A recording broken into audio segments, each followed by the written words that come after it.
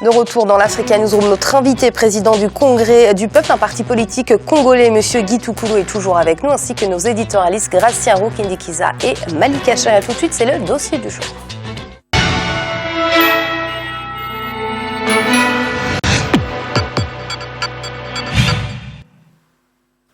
Le président congolais Denis Sassou Nguesso vient d'achever un mandat de 7 ans, fort de revenus pétroliers significatifs engrangés au cours des années précédentes. Le gouvernement a engagé à compter de 2004 les programmes de grands travaux publics et de municipalisation accélérée, département par département, des chantiers qui ont eu peut-être des incidences sur le niveau de vie des populations. C'est justement une question qui a été traitée au cours de ce reportage qui nous a été préparé par notre correspondant Jacques Amboka. Voyez-le. Le président Denis Sassou Nguesso est à la fin de son septennat. Son action à la tête du pays est caractérisée par une croissance de l'investissement public annuel grâce aux revenus pétroliers. En effet, l'investissement public annuel du pays est passé de 158 milliards en 2000 à 1000 milliards de francs CFA en 2001 et plus de 2000 milliards en 2014. La grande partie des revenus du pays ont été orientés vers le financement des grands travaux.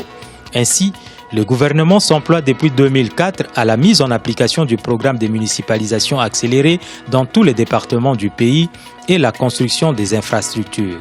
Aérogares, routes, extension du quai du port de Pointe-Noire, hôpitaux, écoles, universités, sans oublier les infrastructures sportives, plusieurs projets achevés ou en chantier ont été enregistrés au cours des 10 dernières années. Ceux-ci projettent à coup sur le pays vers sa modernisation avec comme objectif l'émergence d'ici l'an 2025. C'est un ouvrage qui facilite la circulation des gens qui vont rentrer à Congo sur cette corniche. Au lieu d'aller par le centre culturel français, ils prendront la corniche et facilement il y aura moins d'embouteillages. Vous voyez, vraiment c'est un grand ouvrage pour ceux qui sont avec nous actuellement là. On a gagné un beau pari. Longue de 169 km, la route Keta-Sembe est la concrétisation des engagements du gouvernement congolais dans le cadre de la politique du développement intégré de la région. En effet, lors du 11e sommet des chefs d'État et des gouvernements de la communauté économique des pays de Grands Lacs, tenu à Brazzaville le 27 janvier 2004, les dirigeants de cette communauté sous-régionale ont adopté un plan directeur consensuel de transport en Afrique centrale avec comme objectif l'établissement de la liaison routière bitumée entre les capitales des pays de l'Afrique centrale.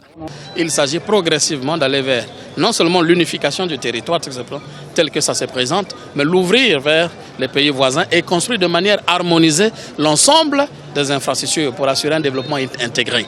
Donc évidemment, chaque État, autour de la communauté économique des États de l'Afrique centrale, la CEAC, va pouvoir fédérer l'ensemble de ce qu'il faut pour que nous ayons vers une économie véritablement intégrée.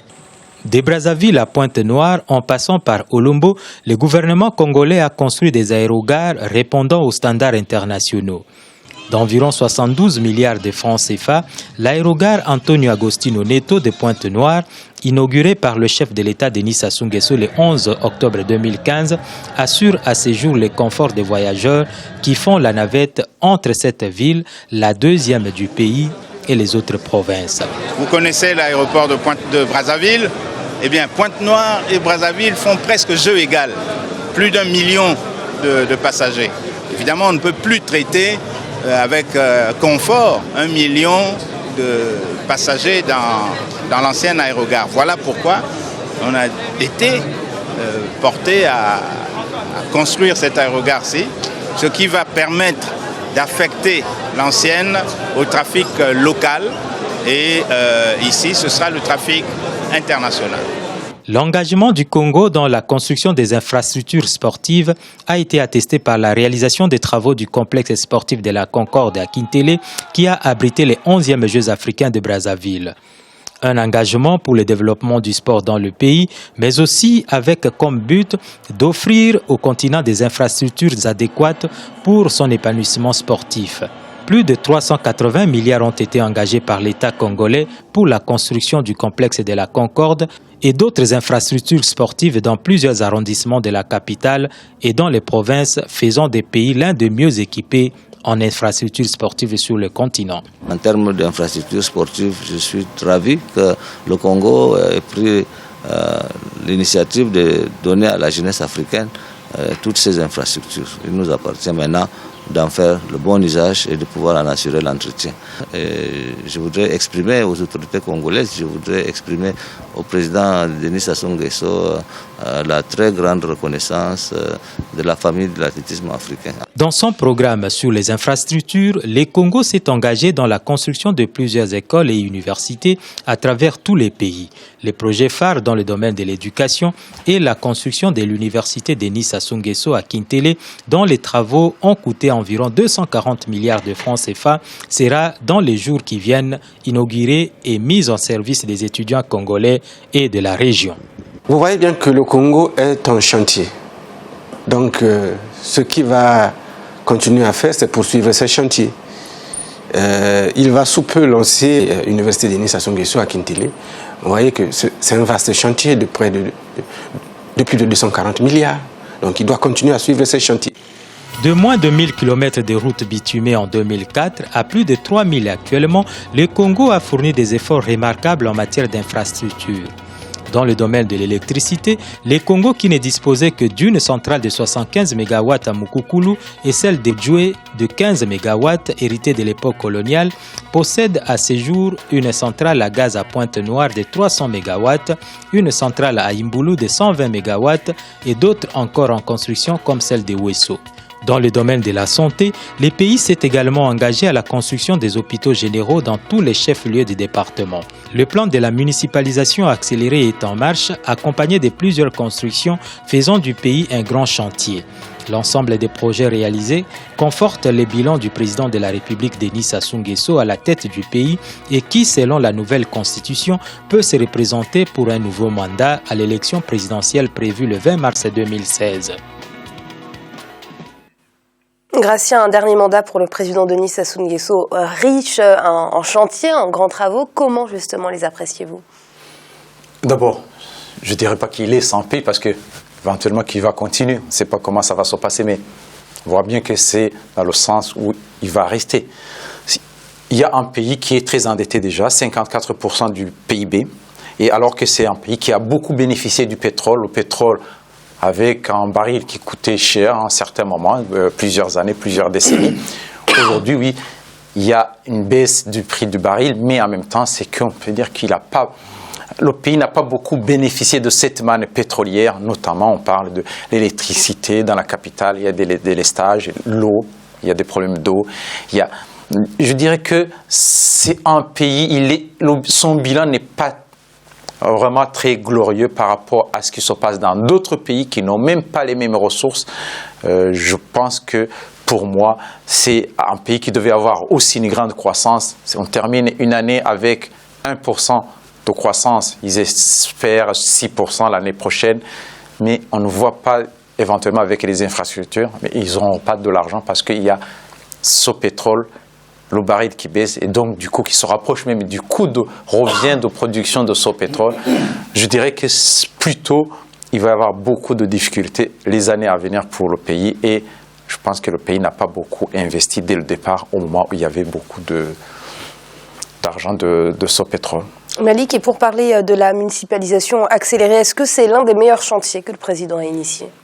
Je pense parce qu'il y a un problème justement dans les pays africains de centralisation qui coûte beaucoup à la croissance du pays parce qu'il y a toujours cette bureaucratie. Donc, très bien d'avoir procédé à ce projet-là, de l'avoir entamé, mais si vous avez toujours ce problème de bureaucratie qui se pose, de corruption qui se pose aussi dans les administrations, je dirais que c'est une initiative qui justement ne donnera rien si on ne lutte pas contre ces problématiques-là.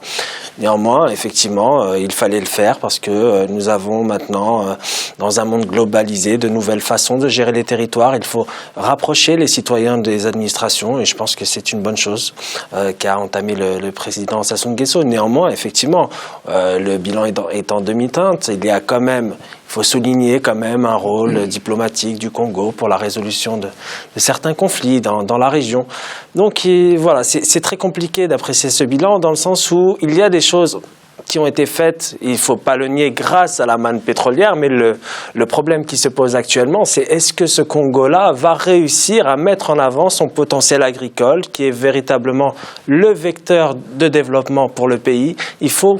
Et c'est pas juste le Congo qui est concerné sur ce sujet-là du pétrole, il y a beaucoup d'autres pays. Mais effectivement, Gratien a eu raison de parler du coût de revient de production du pétrole. Si les prix descendent encore, même si je ne crois pas à une descente perpétuelle des prix du pétrole, comment on va faire pour le prix du revient, sachant que le pétrole qui est produit dans cette région-là n'est pas un pétrole léger, est un pétrole difficile à extraire, n'est pas le meilleur du marché.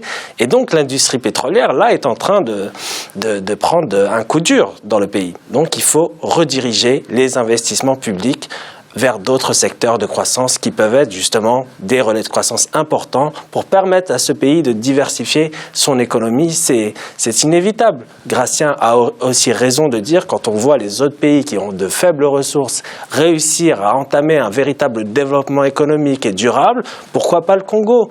Donc il faut justement apprécier ce qui va être fait lors du prochain mandat. On ne sait pas sous quel président ça sort, qui va être élu président, mais bon, même si le doute n'est plus permis maintenant, on verra bien. Mais justement, il faut réinvestir dans d'autres secteurs que le secteur pétrolier. Monsieur Guy Toukoulou, on a des infrastructures routières, sportives qui ont été impulsées sous le président Denis Sassou Nguesso, c'est un fait. Mais ont-elles permis aux foyers d'améliorer leurs conditions de vie? C'est là la question essentielle. Écoutez, c'est un bilan que je vais aborder avec beaucoup de gravité. Gravité, parce que la situation l'exige. Je trouve d'abord très réducteur de parler de M. Sassou Nguesso uniquement en termes d'un mandat de 7 ans. Je rappelle quand même à nos téléspectateurs que M. Sassou Nguesso est au pouvoir au Congo depuis 37 ans aujourd'hui. On parlait des réalisations qu'il avait faites au cours de son dernier mandat. Bien sûr, on va vers le crépuscule de la carrière politique de M. Sassou Nguesso. Nous sommes là en train de faire le bilan de l'héritage qu'il laisse au peuple congolais. Il laisse au peuple congolais un héritage économique catastrophique.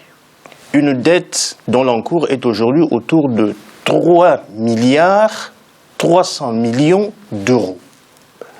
Quand on divise par 3 500 000 Congolais, on a la dette par habitant.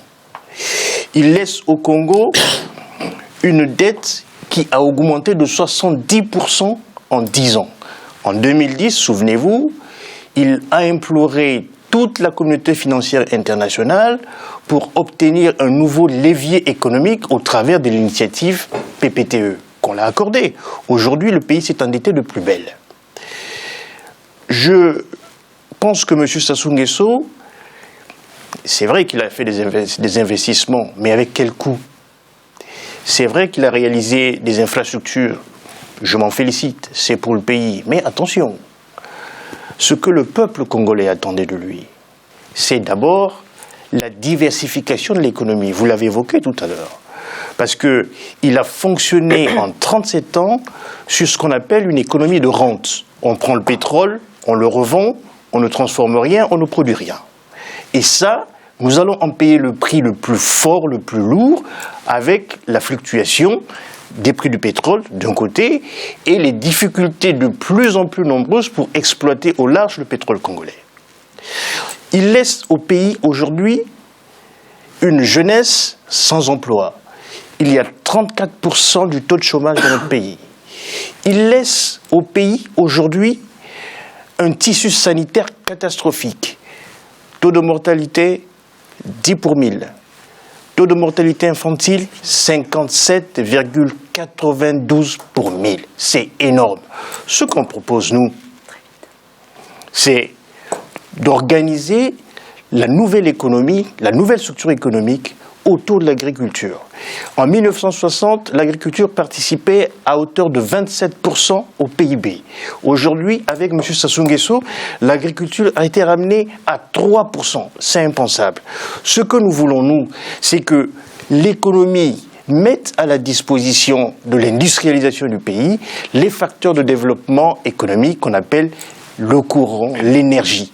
Aujourd'hui, nous sommes à 600 mégawatts, il nous faut 1200 si on veut que le pays se développe. Et de ce point de vue, M. Sassou Nguesso a lamentablement échoué. Et il a raté sa sortie politique. Merci Monsieur Guy Toukoulou. Je rappelle que vous êtes président du Congrès du Peuple, un parti politique congolais. Merci d'avoir été avec nous. Merci Madame. Merci. Et vous l'aurez compris, c'est la fin de cette deuxième partie. Nous allons marquer une nouvelle pause et puis on se retrouve très vite. À tout de suite.